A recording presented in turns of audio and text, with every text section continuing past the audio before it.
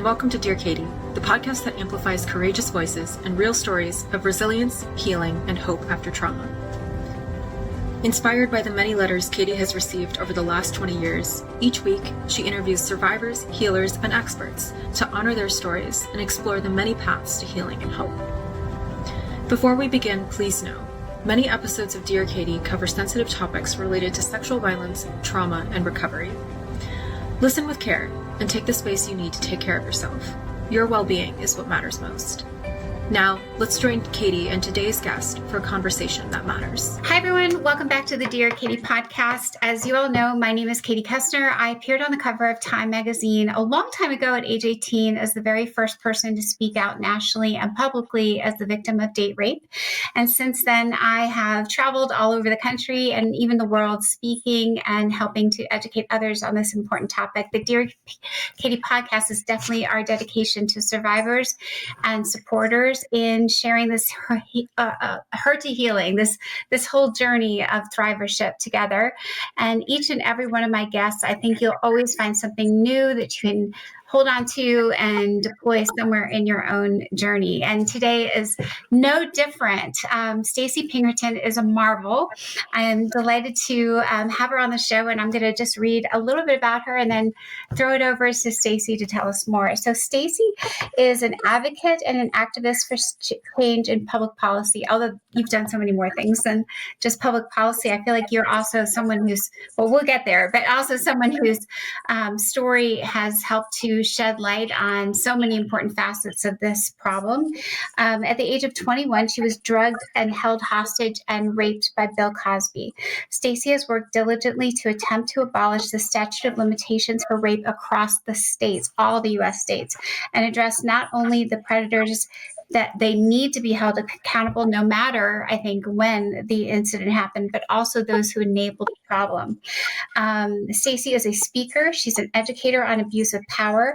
She's been featured in several award-winning documentaries, such as We Need to Talk About Cosby and the Case Against Cosby and Los Angeles Times podcast, Chasing Cosby, plus featured in articles in the Sunday Times Magazine, among many others. So welcome.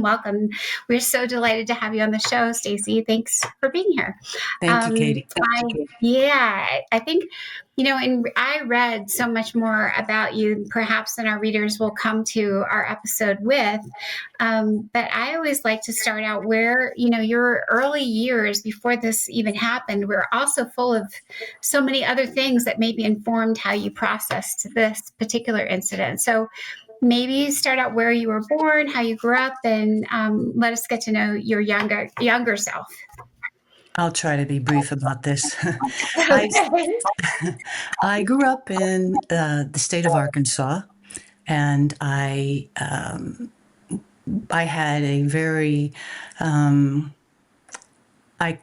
call it a rough childhood, because I went through a lot of tragedy as a child from the age of, the youngest that I can remember was 2 years old. And then when I was at the age of 5, I had brain cancer, and I was given 2 weeks to live. And that was a tough time for me, and specifically for my family, my parents. And I think that surviving brain cancer has led me to react and behave and lead the life that I have and deal with the tragic situations that occurred later on.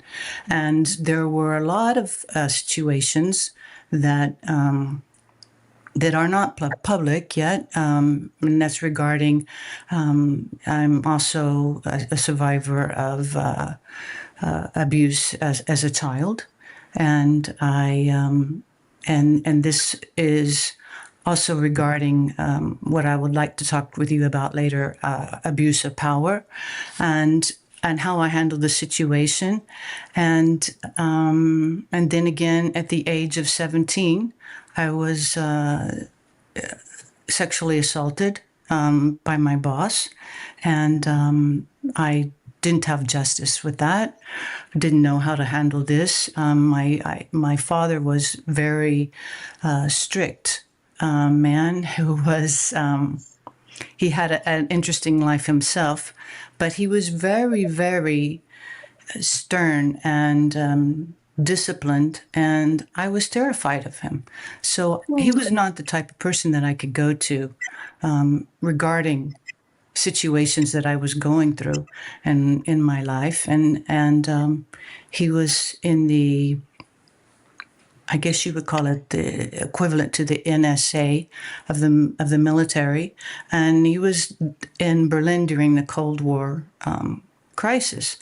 And I think that everything kind of has a domino effect in behaviors and regarding parenting and how you raise your children, and it has an effect that I think people don't often even scratch the surface on.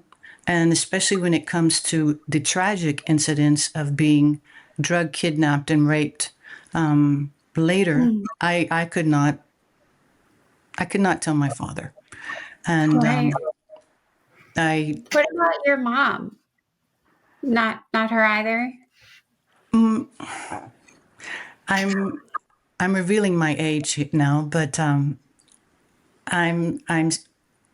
in my early 60s, and I think women at that time, regarding my mother, they were a bit more submissive, quiet, and especially she was a young mother, and we live still, but very much so back then it was a patriarchal society, and my mother was not one that I could really deep down have a conversation with about it. I think she just kind of put things behind. But regarding all of the situations, I was terrified of what my father would do to the people. So I kept it to myself, and especially with what happened to me in this state of Arkansas, I decided to leave. And I started modeling when I was 15. And that was not a career that I was pursuing. I was pursuing medicine, but what had happened to me completely changed my whole idea and what I wanted to do. And I just wanted to leave. And so I decided to leave. And the quickest way to do that was the airlines were hiring, and I wanted to be, back then they called it a stewardess. And that was going to be my gateway to getting out and not dealing with the uncomfortable life situation that I had here. So I left Arkansas at the age of 19, and I went to Chicago, and I continued with the modeling. I had agencies that I was working with and were wanting to develop a further career through that, but I didn't agree with the way. And I don't want to say that I'm a rebellious person, but I was 5'10" and 120 pounds, and they still wanted me to lose weight. And I was like, no, I don't agree with this. Oh my gosh. Yeah. So That's crazy. And we talk about this now, but back then, in the 80s, that wasn't something that was discussed. So the reason I'm getting to the topic of this situation is because I was on a layover and with the airlines, and on my days off, I only worked 13 days a month, and my days off, I would, have a job here and there, or sometimes even when I was on a layover somewhere, I would have an opportunity to do a photo shoot for something, and I did that, but it was not something that I felt that I would rely on or wanted to take a chance with, and I wanted to have that stability of having a job with insurance and everything. And I was on a layover in Oklahoma, And the hotel director had met me in the lobby and said, Miss Pinkerton, your limo to the airport is waiting for you, but I would like you to share it with someone, a VIP. And that was against regulations, and I mentioned it. But who was I? I was alone, and I was getting to the airport at 6 a.m. in the morning. And that person who was to share the limo with me was the personal assistant of Bill Cosby, Cam Cooper.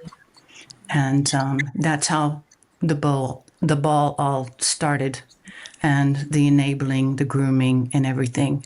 Mm-hmm. And so I've led you briefly up to the age of 21. So if you have any questions in between that. No, the only other question I have, Stacey, is boy, it sounds like you wanted to get the hell out of Dodge, right? And as quickly as you could, and probably rightly so. I guess that still means you have an adventurous spirit, and it seems like you were born that way. Do you kind of go back and see your whole life as, you use the word not exactly a rebel, but close. And I like thinking about that. I like thinking about, like, when did we get that gutso kind of style about us, especially, I'm not that far behind you in age. And I would say I was the same way. So look at us, like, we go out there and we do it big. But, and now it made me think about my childhood, and I guess can you remember, like, always being that way? I think I was always that way too. It's interesting that you ask. I have to share this with you. My grandfather had saw an ad in a newspaper, and it was for beauty pageants. I was not a beauty pageant type of person, but he really wanted me to enter this beauty pageant. And I played the piano. And I played the piano, not originally by choice, because I raced motorcycles. That's awesome. Yeah. I love that. And I, after, not on the talent show, though. There's no category. After I survived brain cancer, my father, I suppose he thought, I needed a motorcycle. And we did it as a whole family. Everyone had a motorcycle, and that's what we did. And my grandparents had land that they turned into a motocross track. And that's how I spent the good years of my childhood, as what I remember as the good times. And I loved doing that. But something tragic happened to a friend of theirs, and they said, on a motorcycle, and they said, no more. Now you were going to play the piano. So playing the piano, my grandfather decided I needed to be in these beauty pageants. And I showed up at one of the competitions, and I had these scars because I wasn't going to give up still riding motorcycles. And I had these scars down my legs. And I remember the judges asked me, they said, what are these scars that I see on your legs? And I said, well, I was riding my motorbike and I didn't want to turn it off going down the hill, so I decided to walk it, and I fell. And anyway, I was explaining that I had this adventure. Well, that was not cool. That was not the thing. And so I did have, I guess, an adventurous type. I wouldn't call it rebellious, but I wasn't into that lifestyle at all. But these things just kept coming to me. I would never was pursuing that lifestyle or anything. But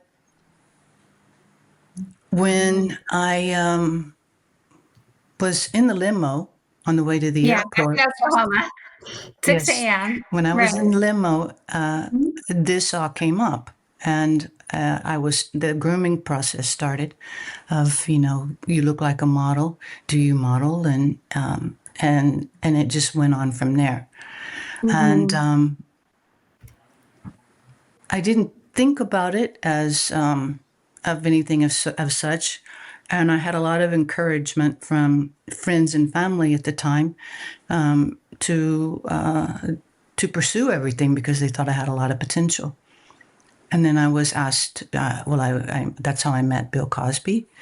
And I was asked to be on, he asked me to go and become on the Cosby Show. And I thought it was just BS.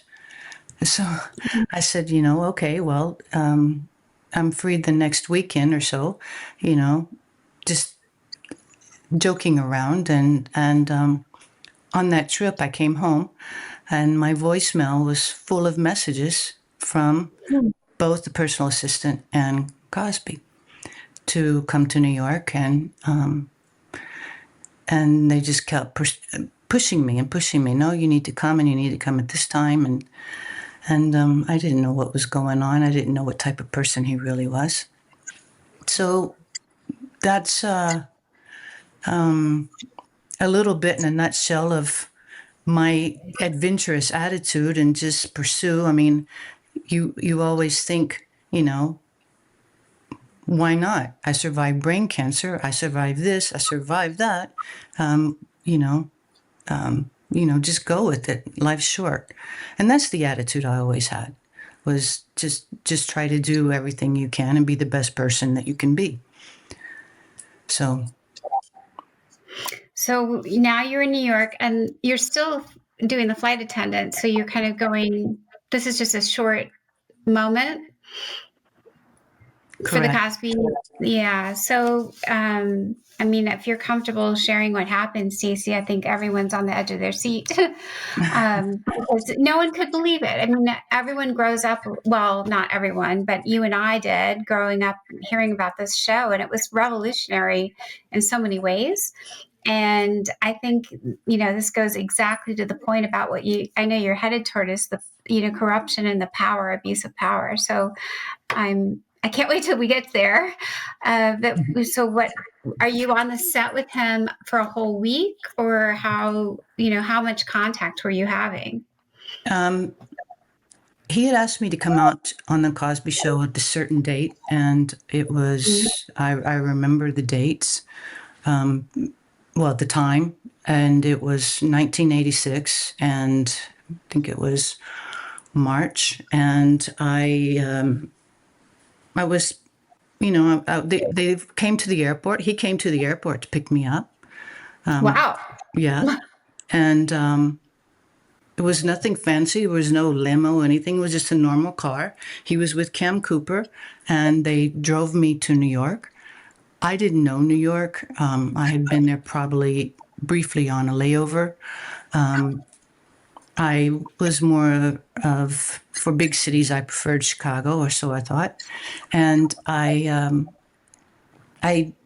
went with them because, it's Bill Cosby. It's with his assistant. Right. We weren't alone, and I'm going to the studio. And I just had a plan B. I had a backup plan, always had a backup plan. And back then, since we are of the same era, we didn't have the cell phones, and we didn't have, I didn't know about a lot of the stuff that we have now. And I remember we would pin, our money to our bra just in case, inside. Right. Yeah. Your runaway money, your bus money.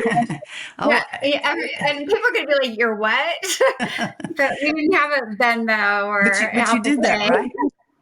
I totally did it. Oh, all right. Your mom does not send you out without like $5 right here. And it was $5. It wasn't even like $100 bill. It was just minimal cash, as if that would help. Yeah. So I thought, I had trust issues back then, even already, due to things that I had been through. And I had all the flights listed to fly back from New York to Chicago.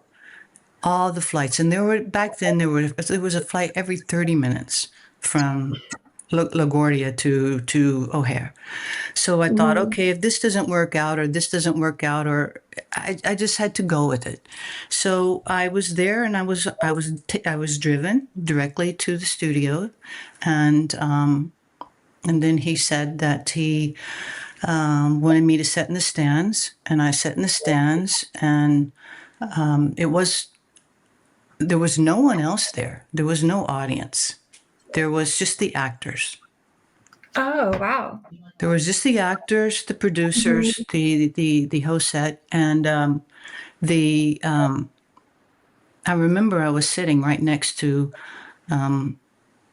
Malcolm Jamal Warner, I think that was his name. Oh, right. Theo, Yep. yeah. Mhm. Now, see, I didn't know really the Cosby Show either. I didn't, but I knew of Lisa Bonet, which I just adored, and I hadn't watched episodes of the Cosby Show, but I knew of the Cosby Show, and I knew that, of the standings, and I knew that every time I walked down the aisle in the supermarket, there was a standing ad, for pudding, Jello, whatever. So Right.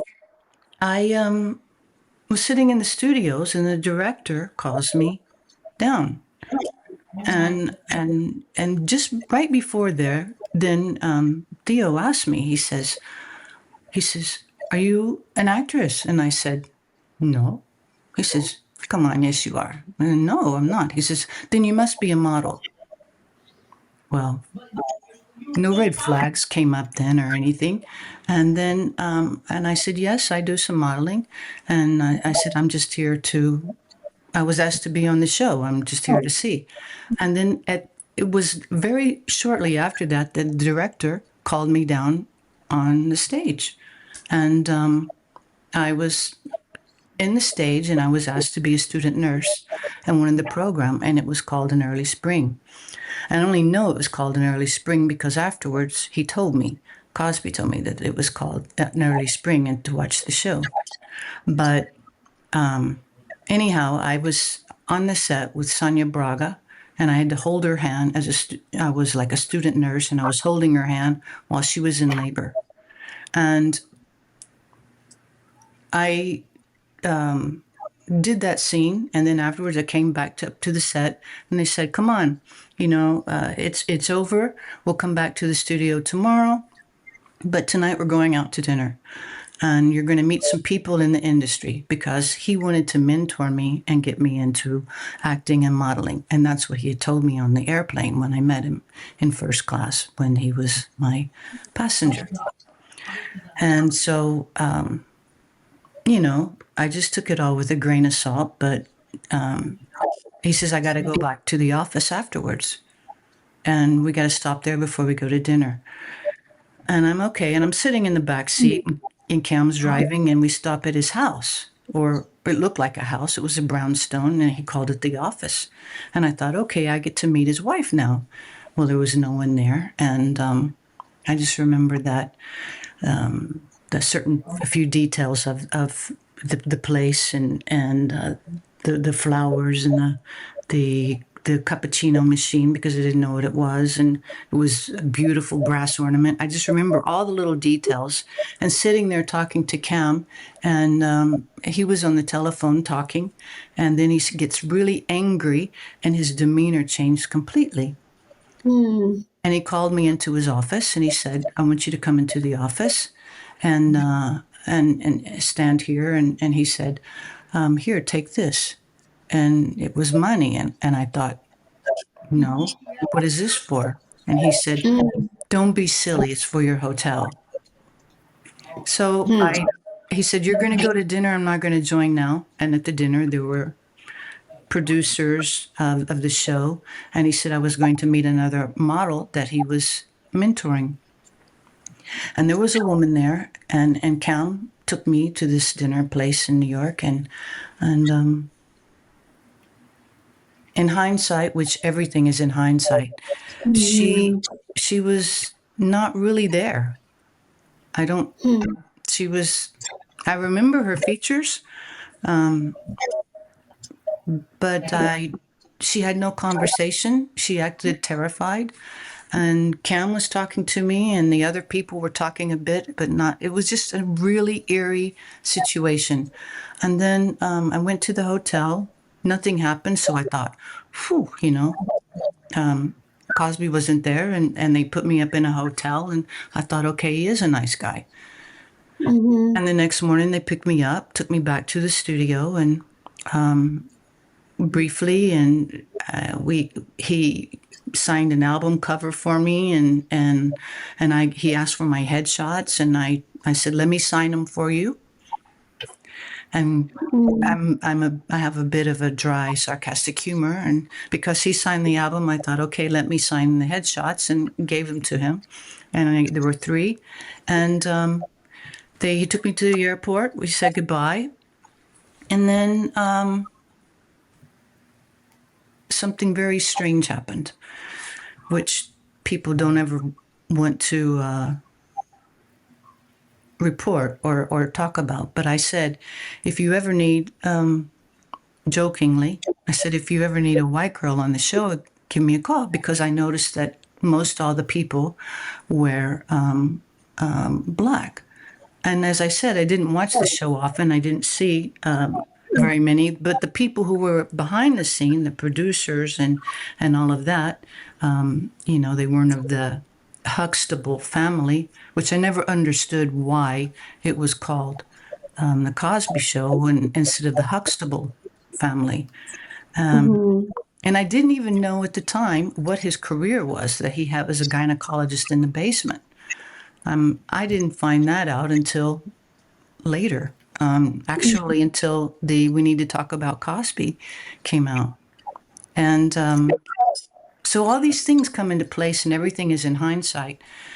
But that was when all the grooming started, the enabling, or many in on it. And then he called me in Chicago. And I can remember this vividly, because right after I was there on the show, and it was a couple of days after, I was walking across the street and a taxi cab hit me. And yeah, so I was out of commission for a while and had a concussion and damaged my pelvic ligaments and everything. And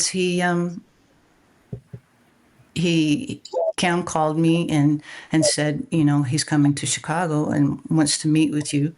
And I said, I'm sorry, but I was in an accident, and I was ran over by a taxi, and I'm not going anywhere. I'm out on sick leave.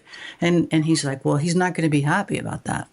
And I said, sorry, but I don't feel like, so then he calls me and is persistent. And I said, I'm sorry, I'm not going. I'm out on sick leave, and I was damaged. He didn't care anything about what happened to me, how my health was or anything. He just says, well, you got to eat. And so my boyfriend at the time, he encouraged me. He's like, Stacey, go. You should go. This is an opportunity for you. And at this time, the Cosby Show that I thought I was to be on the episode had not been out, I don't think. And I decided that I would go just to see. And then I was asked to go to Ditka's, and it was a place public, but there were people there who were waiting for me, who knew my name. There was no one around. I had to sit at the bar, and we were supposed to have dinner together and to continue talking about what never was talked about in New York. And so I was waiting and waiting, and then the bartender tells me, Stacey, there's a call that was for you. And I'm like, so then why didn't you give me the call?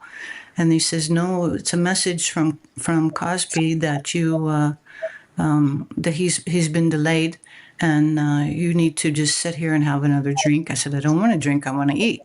I need to eat. And Right. and he says, a car will come around for you to take you to dinner. And I thought, this is really strange. I'm in a restaurant. This is where we were supposed to meet. So then this whole game started to play out. And a car took me to another restaurant in Chicago. And there were, again, like in New York, a whole group of people.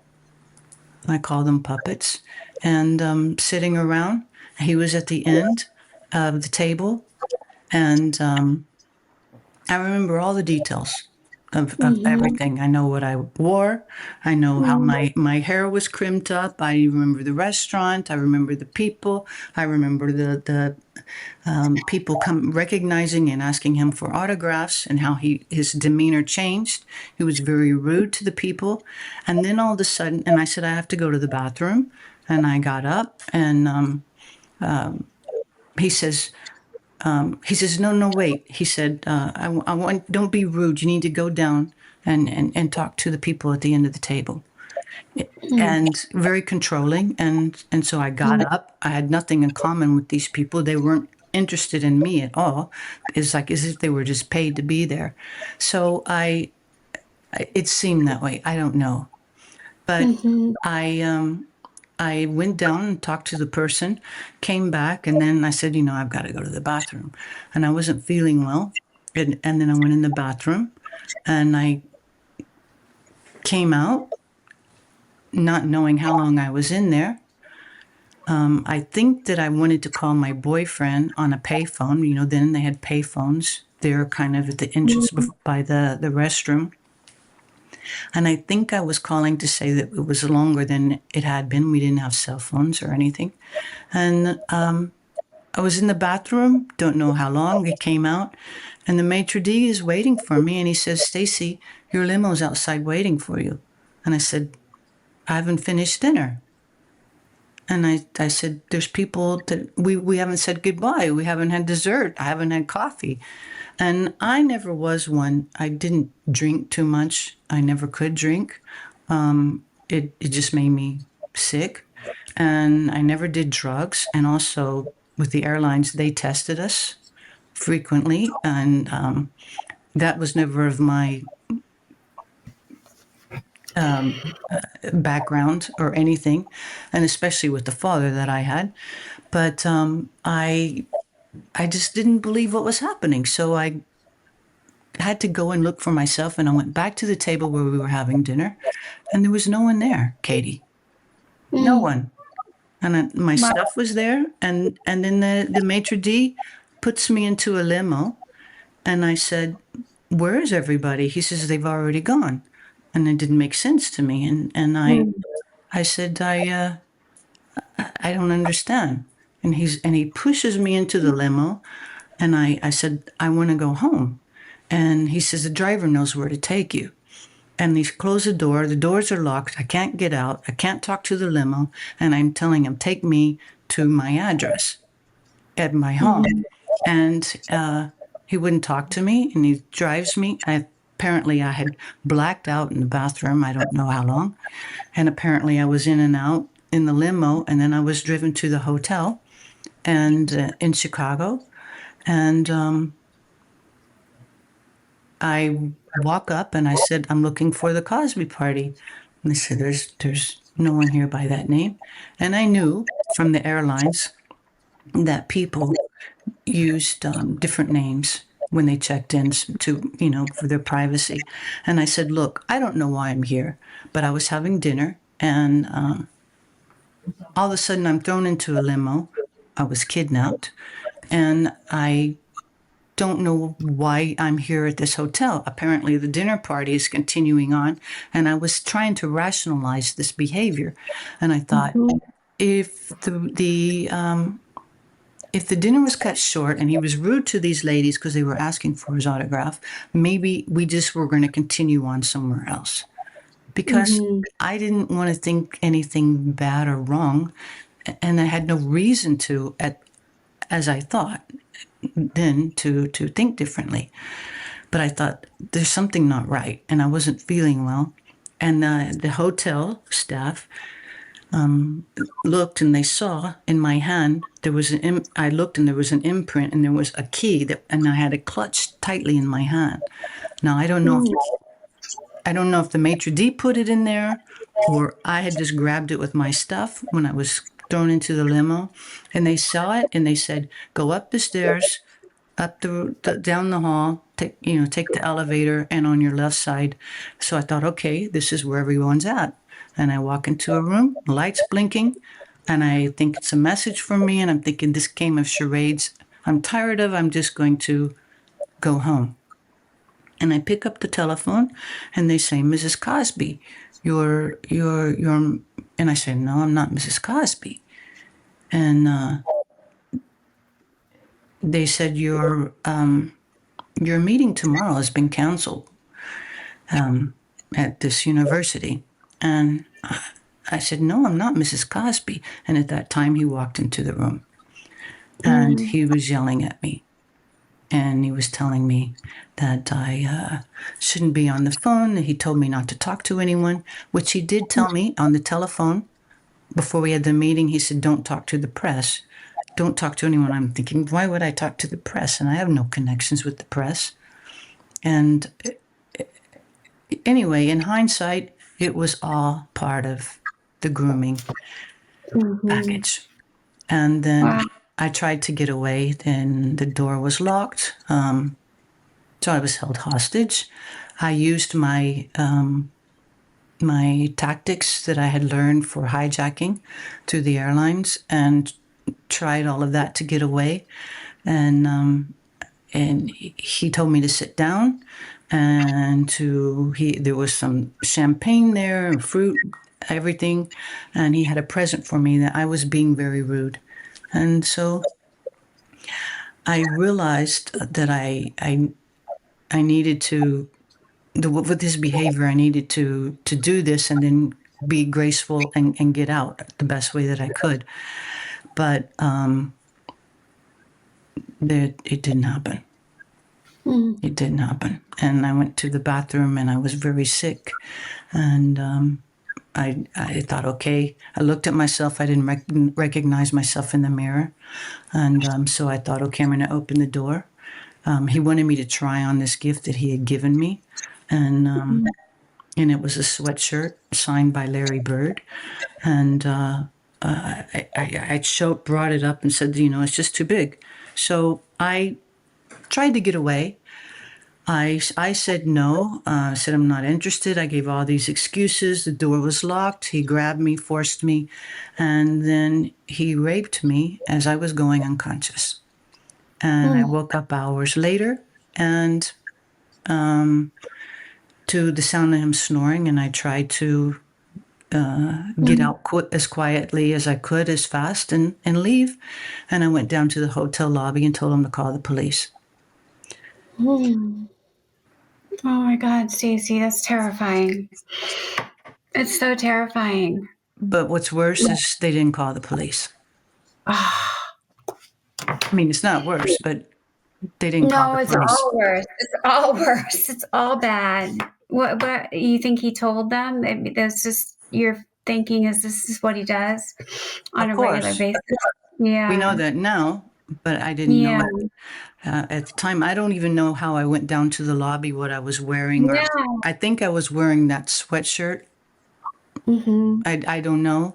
But I told them 3 times to call the police. They didn't. And I said, then I'll do it myself. And I went out. It was probably 4 or 5 in the morning.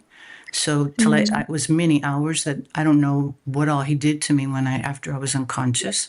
And then I flagged down a cab, and then the cab says, "Which precinct, ma'am? Which precinct?" Because I said, "Take me to the police." And he's like, "What's it for?" And I didn't want to tell him what it was for. I had too much time. And I remember I was thinking, the press had eaten alive back then a woman who had a complaint against Mike Tyson. And I thought, what are they going to do to me? No one's going to believe me because of who he is. I don't have the money to fight it. And I had all this time to think about, and I just said, just take me home. And I went home.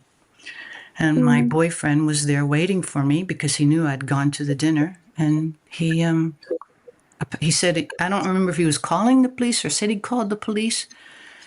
But the problem is I never had an opportunity to have my day in court to tell my full story, or to tell everything that happened, and even all the other details, or to have it investigated. And they said because of the statute of limitations. And so that's when I got involved and started working on changing the laws and seeing if I could change the laws state by state, and then defining consent. Because after that happened, I was terrified. I was afraid. He knew where I lived.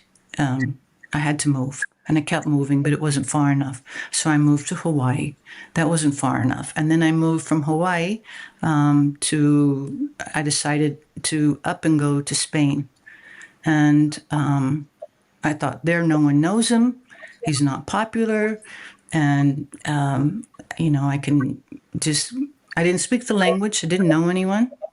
So, yeah, I guess I have a bit of a adventure side of me. But I had to do that for my own survival. And I knew that if I told my father, that he would have taken the law into his own hands. So that's what I did. And I ended up in Spain. I've been living there since 1989. And now I'm back in the state, because I have my mother that I'm here for and try to help. But I started living in Spain. Let me ask you, so this happened in 86? Yes. 86. I'm just thinking for our listeners' sake. So Stacey's having this experience in 86. In my case, at college with a date was in 1990. So just 4 years before Stacey. And that Mike Tyson case was before too. You just started hearing a little bit in the 80s about the issue and then more into the 90s. So I think the timeline is so interesting, and to think about like your mentality and wherewithal to figure out, as I'm like, using your tactics, learn from the airlines to get away from Cosby. Like, that's so cool. That's like you're a superstar out of a movie in this horrible situation, except it's real life and you're not an actor. But it didn't work. It didn't work, Katie. I know. But I'm picturing you like thinking through all these, like, what can I do now? And how can I, and you were thinking so fast on your feet, even though your head was full of a mess of drugs, probably whatever he gave you. And my gosh, your wherewithal and ability to try. It's it's incredible. I have to give my father a little bit of credit on that, because he was after he was in the military and all, he was a first responder. And so he was, captain of the fire department. And I heard all the stories and things, but I never heard about anyone ever calling for rape. Yeah. Nobody did. When we were growing up, Stacey, nobody talked about it. No. And that moment in that cab, and it's all ironic because I hesitated getting in that cab because only a few weeks before I was hit by the cab, and it was the same company. It was the same company that had hit me and that I was in a lawsuit with because, and I was thinking, there's this company, but it was like, just get in and go to the police at that moment. But I just remember thinking, we only had yellow pages back then. I know. People forgot. People won't remember. But, even Stacey, when you're telling the story, it's so interesting to hear you talk through your story, because you're as detailed. Like, when I tell my story on the stage, I'm just like you. I'm very precise and detailed, and like down to the cappuccino machine. And like, I love how detailed and brilliant you are. And I also am thinking, like, you did it a lot, just as we're talking. It's like you're still, all these years later, like I am, having to go through and justify each of your actions to prove you were intelligent, to prove like why you chose these things. Instead, still and I love also, though, you were great at pointing out the enablers, and like how you I liked how you described that his Kim wasn't really there. And, it's almost like I can picture it in my head the way you described it as there's the you and there's the him, and you described his tone of voice. Like, you're a great storyteller about your own life, Stacey. It's so beautifully, because you could almost see it like a set, like fading into the background. There's all these little pieces that move around the board to make this one thing happen, and be so well orchestrated and so conniving. And but I guess, I feel like you were built for it, and where you are now, you're strong, stalwart, like clearly determined, and I love it. I mean, I hope our listeners will hear all of the things, and that's why I just wanted to I love you bringing up the yellow pages. Like, I want our listeners, no matter how old you are hearing this episode, that you give some big context to the issue and the history of it, and what we did or didn't know, and yet still what has remained the same. Yeah. There's so much that it's like crazy. It's 40 years later, we're still dealing with all this stuff. But maybe we could, just in the last part of our conversation, let's talk about some of the laws and the work you're doing right now. And, what can our listeners who want to get involved with helping to get those statute of limitations overturned, what would you, bring whoever's hearing us? They might join your cause. So I'm certainly trying, but tell anyone else who's listening more about what you're doing and how they can help. Well, there's several things that I'm doing. One that I think is very important, and it's something that I had to get involved with, and it's all because of what had happened through me, the personal assistant, and then all the enablers, and with the hotel. Well, lo and behold, my daughter decided to get her degree in hotel management. And I was like, haven't you learned enough from me? And that wasn't the life for her. She got her degree. It wasn't what she wanted or expected, and it's a hard business. And then she decided to do this course that is for personal assistance of the 1%. So she was, and it was the only course globally that she was doing, and it was the first course that existed. And I said to her, do they have a course to teach assistants about enabling, whether they're willingly or unwillingly, unknowingly enabling? Because when you work for someone who, the richest people in the world as their personal or an executive assistant, you can't call HR, but HR is always on the company side. They're protecting the company.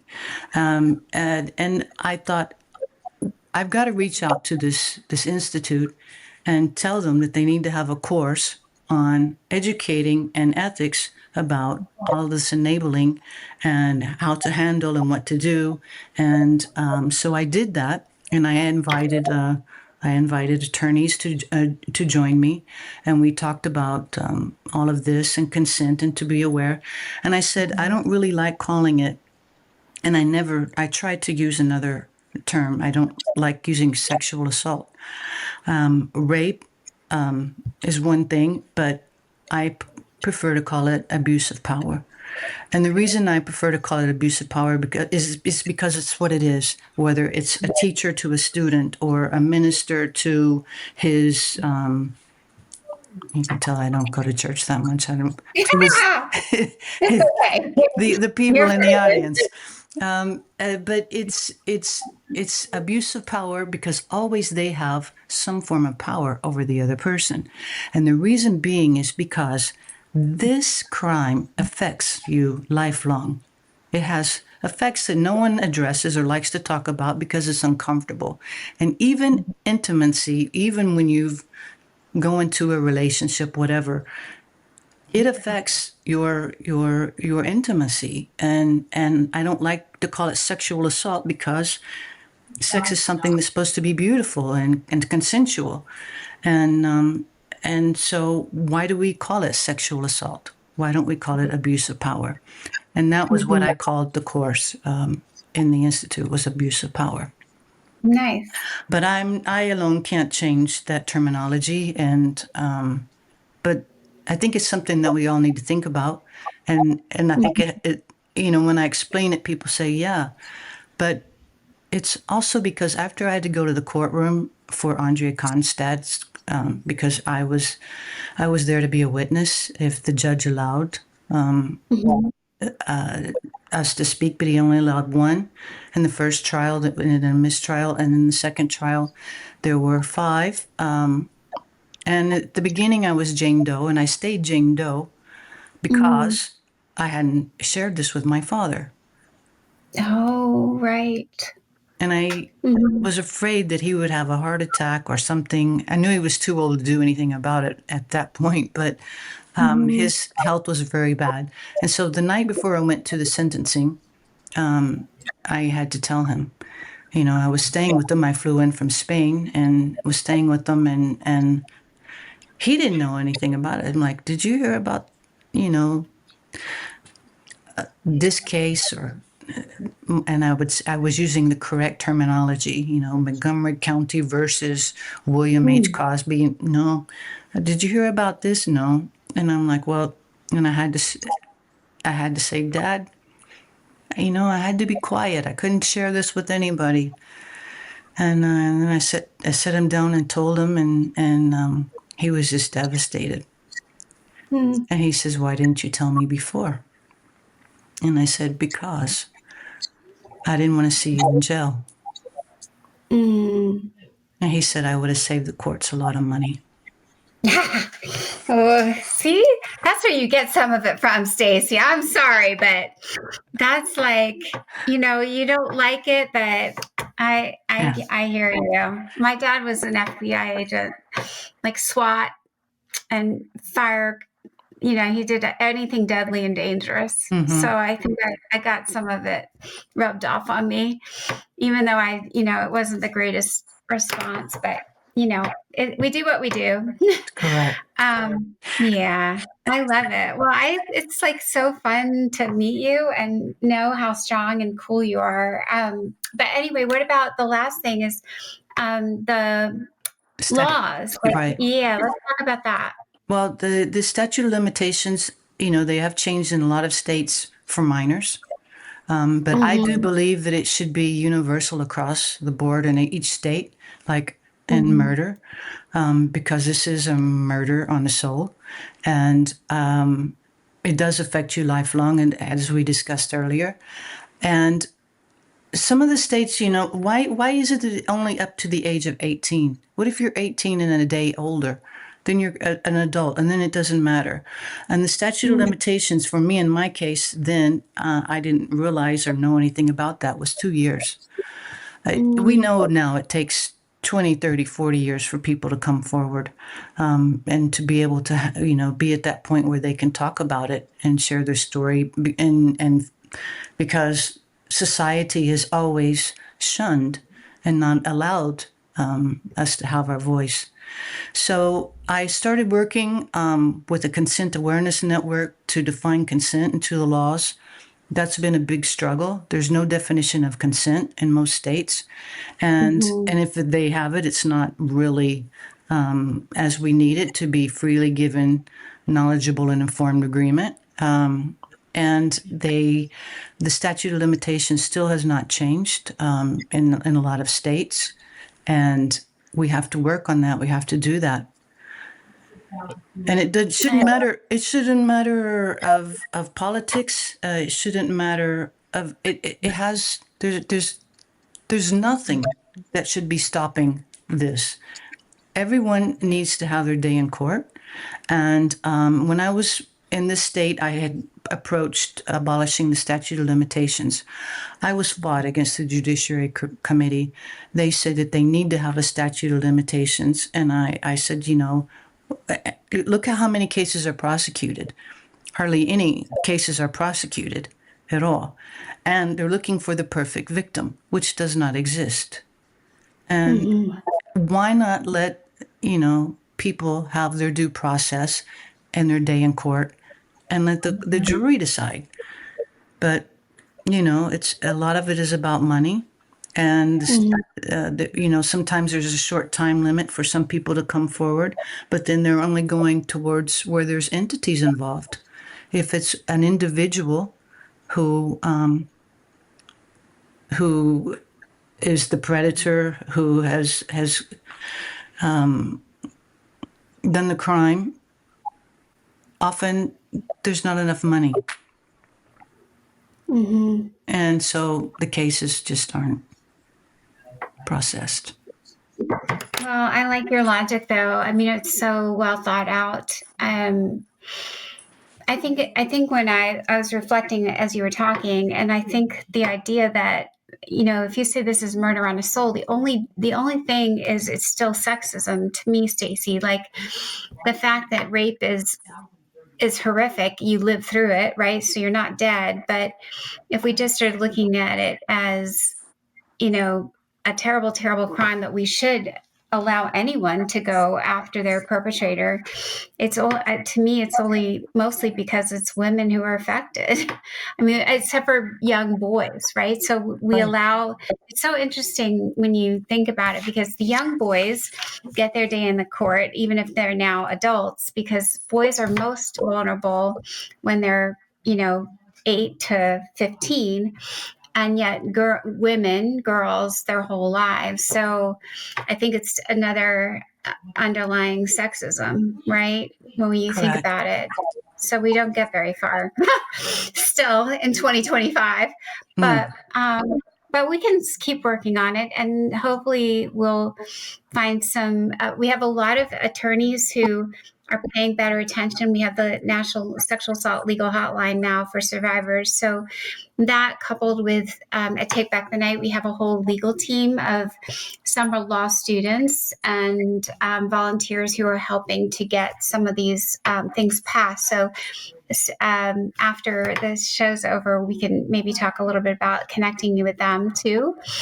And but anyway, I think, is there anything else? I know you said you're coming out with a website, so people will be able to learn more about you and your work, right? Yeah, well, what I've done for myself is I've gotten involved in theater, and I do a lot of that. That helps me with healing, and of course, I'm trying to write my story as well, in detail and through my childhood and what came through. There's a lot more than I was able to share with you in this time, but I'm working. I'm working on that, and I'm working on, when I can, and, just, and wherever I can to talk about this story. And there's another thing that I wanted to share with you. When I was in Spain, I started volunteering at the hospital as a medical interpreter. And while I was there working, I saw and dealt with a lot of sexual assault, as they call it, or drug facilitated assault of these young girls who go on their holidays, and they go to Spain, and they end up waking up on a beach, and their drinks had been drugged, and maybe they were robbed. They don't know what happened to them. They were unconscious. They're afraid to tell anyone because maybe they were not supposed to be even drinking, so they don't want to tell mom. And then I had dealt with a lot of women who were part of human trafficking, who came in from Africa, and they shared with their story. And that time, I said, I dealt with forensics and the police and the gynecologist at the hospital and everything. And they wouldn't talk to anyone except they shared with me all of the details. But I saw all the systems and how it fails. It fails victims of this horrific crime. And so I have a lot to tell, and I have learned a lot throughout the years, and I speak with a lot of women. Almost every woman I speak to has a story, some men as well, and it's the Me Too started awareness, but it's not the answer. And the answer is that we just have to all work together and get the laws changed, and then make sure that we have accountability, and also hold the enablers accountable, because they are part of this crime. Because it takes a village of enablers to let a predator do what they do. Yeah, what's so beautifully said, Stacey. I just have so enjoyed our conversation, and you've definitely brought even, another way for me to think about the problem. And I'm really delighted to hear about what you did in Spain, and I'm sure you'll go back and continue to shape shift, because we are working here in the U.S., but we are. Certainly, I know Take Back the Night, we have a lot more volunteers now coming in from other countries, Trinidad and Tobago, and then Nigeria and Kenya, and like all over India. So it's just endless, the work. I wish we could live 3 more lifetimes to get it all done. But, that's why we try as hard as we can with what we have. And you are clearly an exemplar of that. And I'm really delighted that you're writing, and I can't wait to have more people hear about your story, and be encouraged and join the cause. So thank you. Thank you, Katie, and thank you for using your platform to get the word out and let people feel that they have someone they can turn to, because not everyone does. No, I totally agree. And what's nice about the podcast is it's like that little $5 bill stuck in our bra. We can carry it around. It's like a little way out when we need it, just so we know we're not alone, and we do have each other. So I like that metaphor. Yeah. Anything else you want to close with? Pardon? Anything else you want to share? One thing that I do want to share that I found was one of the most difficult parts after going to the sentencing was being silenced again the whole time. And I was silenced by attorneys, and I was silenced because they were worried about defamation and all these things. But it did a lot of harm. When you're ready to get it out and just try to get accountability in some form, even if it's just for yourself and for your own healing process. Because I had a lot of chronic health issues throughout the years, and still do. But when I was silenced, I had a talk radio program in Europe, and what I had decided to do was, after the sentencing, I came out and told my story briefly, that I was gone because I came back for the sentencing. And I decided to use one day a week with survivors of different type sharing their story. And I went around the world. I didn't want to just cover, Cosby survivors. And then after that, it was like a domino effect too. Then it came out the Weinstein, then the Epstein, and then it was all this other stuff that's now starting to shed light on a problem that's been there all along, that society has turned a blind eye to. But it's important that we have these platforms so that people can get it out and heal and do the best that they can with what we can, and keep changing the laws, trying our best. Absolutely. Well, thank you so much for joining us, Stacey, and for your courage and your strength and ongoing commitment. It is abundantly apparent, and I hope that everyone will be super inspired today. And just as a closing for our listeners, I just love reflecting on each and every one of the people on the show and their own strength and courage, and how, I hope that you'll do the same thing. It's like, I will take one more thing and say, what else can we do? What else can we do next? And the self-care and, making sure that we do have outlets, I think, is so important. And one of those outlets might be, taking up the cause and giving someone else a voice if they're not ready to have their own yet. So continue to journey with us. And don't forget the legal hotline. As I mentioned earlier, justice is just a phone call or a formal way you can try. Our lawyers are all over the country. They're so committed, trauma-informed, and they will research anything to find out if we still have a case or whatever else we can do. So until our next episode, please continue on. You are never alone. Together we are thriving and surviving. Take care. Thank you so much for joining us on this episode of Dear Katie. These conversations are never easy, but they're always necessary, and we're so grateful you chose to share this space with us. If something in today's episode stirred something within you, please give yourself what you need. Whether that's rest, support, or just a deep breath, you're not alone. To hear more stories, resources, and survivor-centered conversations, be sure to subscribe and follow us on your favorite podcast platform. We want to hear from you, so please leave us a review and share your feedback. Your thoughts help us create episodes that resonate with listeners. Until next time, take care of yourselves and each other.